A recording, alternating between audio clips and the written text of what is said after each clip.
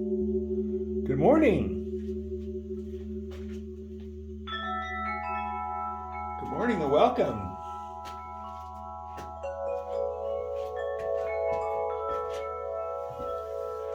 This is Mr. B's Sunday School. I am Mr. B, also known as Bruce Ehrlich. And today we are here to consider God's loving restoration. Not only his love and his mercy, but his justice and his holiness. How does God restore his saints when they have sinned? The first thing we like to do in this class, though, is pray. Thank you, Lord, that you loved us so much that you sent your only Son. Thank you that we can come to you and confess our sins and that you can restore us. Bless now the reading of your word, we ask in Jesus' name. Amen. All right, so we have a quote for you. Today's quote comes to us from C.H. or Charles Haddon Spurgeon, 19th century pastor and preacher. And he says, "Love for God is obedience.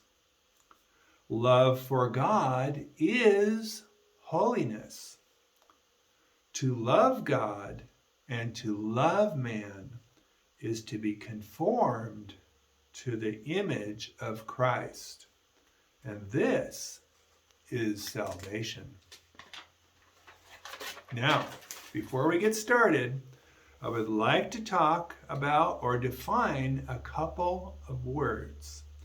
In English, we have one word, love. And love is a perfectly good word. And the English word love appears several times in the 21st chapter of John. However, the New Testament wasn't written in English. It was written in Koine Greek. And ancient Greek didn't have only one word for love. It had several words for love. And you are welcome to look those up. However, we will only be looking at two of the Greek words for love today. According to Charlie Moore, freelance writer and blogger, agape is the empathetic love that is extended to everyone, family, friends, and strangers alike. Agape is a selfless love that today is seldom offered as frequently as it should be. Agape is a pay-it-forward approach to love, where you show a universal kindness to others and offer to understand to those in need. C.S. Lewis called agape gift love, the highest form of Christian love. Philia is the Greek word for love that we might consider a deep friendship. Born from an appreciation of one another, philia is a kind of love that endures within long-standing friendships and is present between parents and their children. Philia represents the loyalty and sacrifice made for those we care about and the sense of camaraderie we feel towards those we take into our trust. And we will see how that all works out in just a minute. Now, we remember from our previous lessons that the disciples or followers, the friends, you might say, of Jesus, did not seem to be aware, or at least did not believe, that Jesus would rise from the dead. until they had actually seen him, heard him, and touched him. However, in today's reading, we find that all of the disciples had seen Jesus. Most of the disciples had already seen Jesus twice. So what were the disciples doing now? They were supposed to be waiting for him. Let's pick up the story at John chapter 21. We're reading from the English Standard Version, and we're going to begin at verse 1. After this, Jesus revealed himself again to the disciples by the Sea of Tiberias. And he revealed himself in this way. Simon Peter, Thomas, called the twin, Nathanael of Cana in Galilee, the sons of Zebedee, and 2 others of the disciples were together. Simon Peter said to them, "I'm going fishing." They said to him, "We will go with you." They went out and got into the boat, but that night they caught nothing. Just as day was breaking, Jesus stood on the shore, yet the disciples did not know that it was Jesus. Jesus said to them, "Children, do you have any fish?" They answered him, "No." He said to them, "Cast the net on the right side of the boat, and you will find some." So they cast it, and now they were not able to haul it in because of the quantity of fish. That disciple whom Jesus loved therefore said to Peter, "It's the Lord." When Simon Peter heard that it was the Lord, he put on his outer garment, for he was stripped for work, and he threw himself into the sea. The other disciples came in the boat, dragging the net full of fish, for they were not far from the land, but about 100 yards off. Got a little note here for you that says, night was the preferred time of day for fishing in ancient times. Fish caught during the night could be sold fresh in the morning. All right. So we find the disciples, apparently tired of waiting, deciding to go fishing. One thing's for sure, after working all night, they were tired of fishing.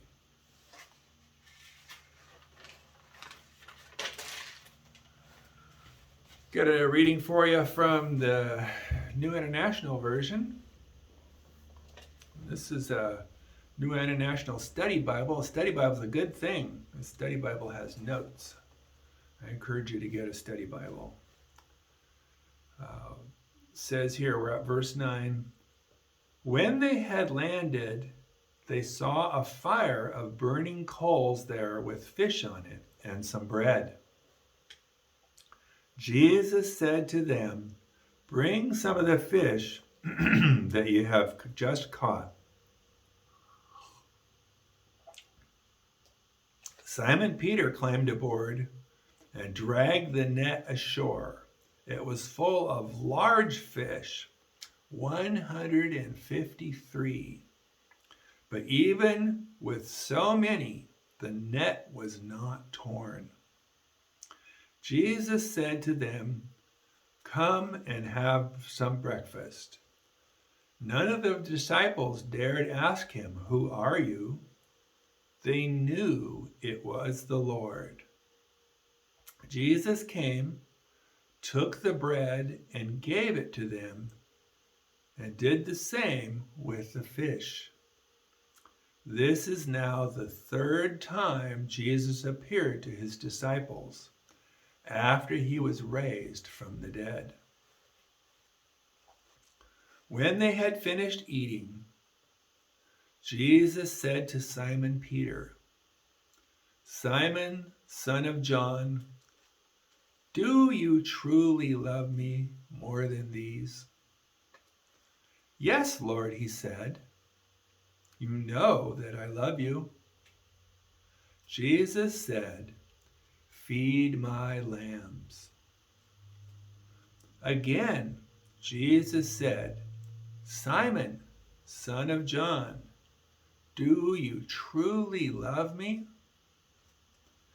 He answered, yes, Lord, you know that I love you. Jesus said, take care of my sheep. The third time he said to him, Simon, son of John, do you love me? Peter was hurt because Jesus asked him the third time, do you love me? He said, Lord, you know all things. You know that I love you. And our little note says, Jesus asked Peter 3 times if he loved him. The first time Jesus said, do you truly love? Using the Greek word agape. Volitional, self-sacrificial love. The second time, Jesus focused on Peter alone and still used the word translated into Greek, agape. The third time, Jesus used the word translated into Greek, phileo, signifying affection, affinity, or brotherly love, and asked in effect, are you even my friend? Each time, Peter responded with the word translated into Greek as phileo. Jesus doesn't settle for quick, superficial answers. He has a way of getting to the heart of the matter. Peter had to face his true feelings and motives when Jesus confronted him.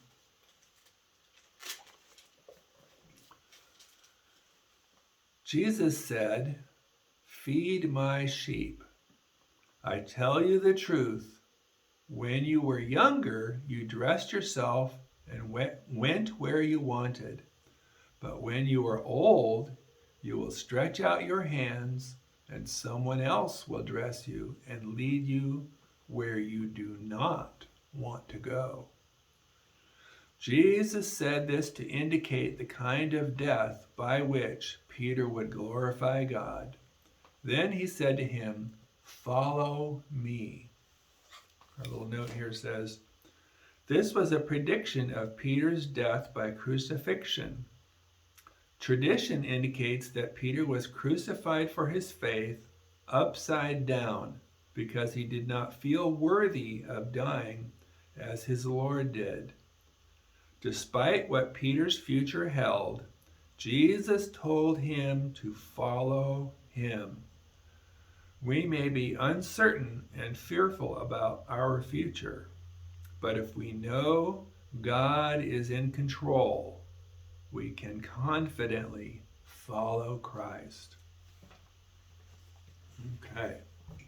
Peter had denied knowing Jesus 3 times on the night that Jesus was on trial.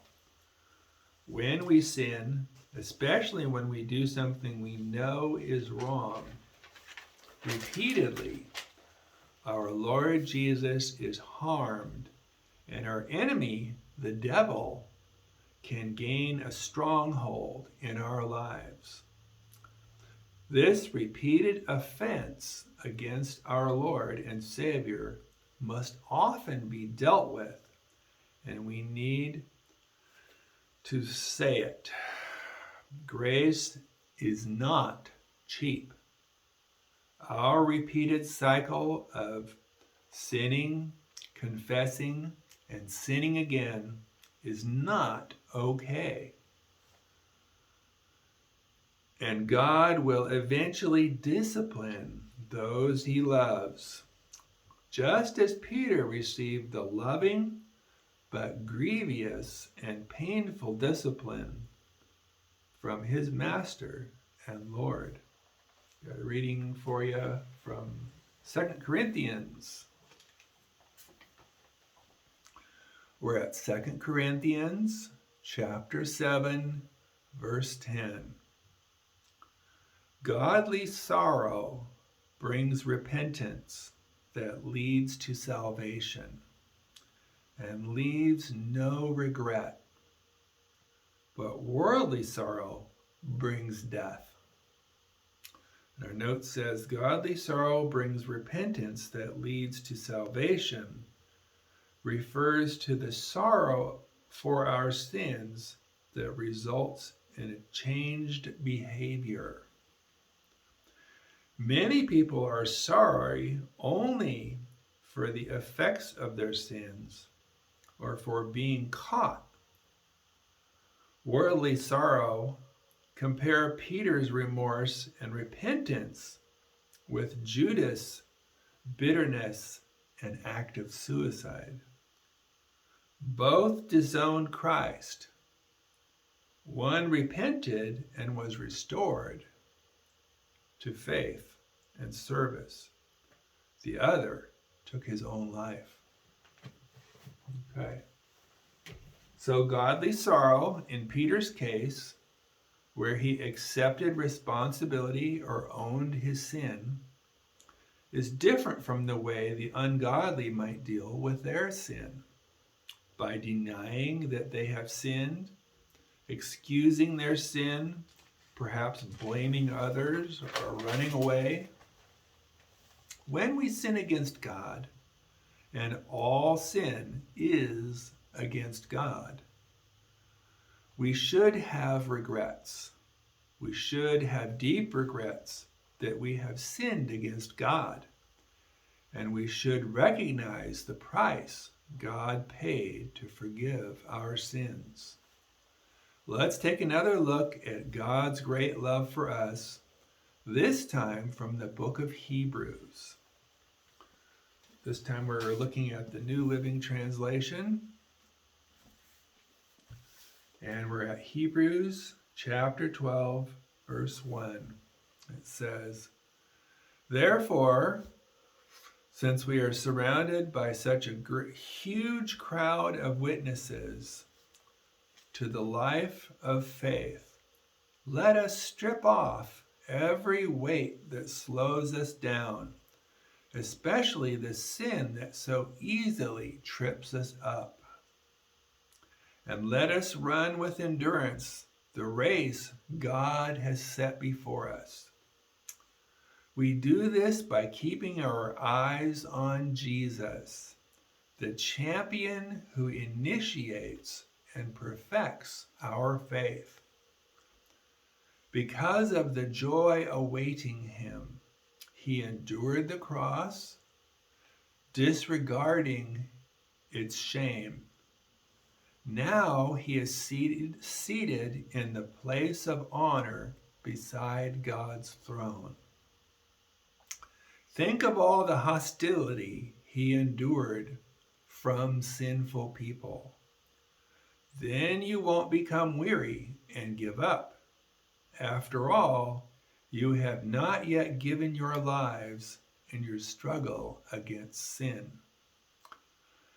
And you have forgotten the encouraging words God spoke to you as his children when he said, 'My child,' or it says, 'And have you forgotten the encouraging words God spoke to you as his children when he said, "My child, don't make light of the Lord's discipline, and don't give up when he corrects you.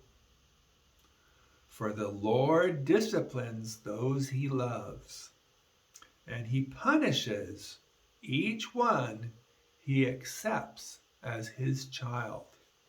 A little sidebar note here, it says, "Nothing can make discipline pleasant, but a right attitude can make it profitable." The writer points to the peaceful harvest of right living.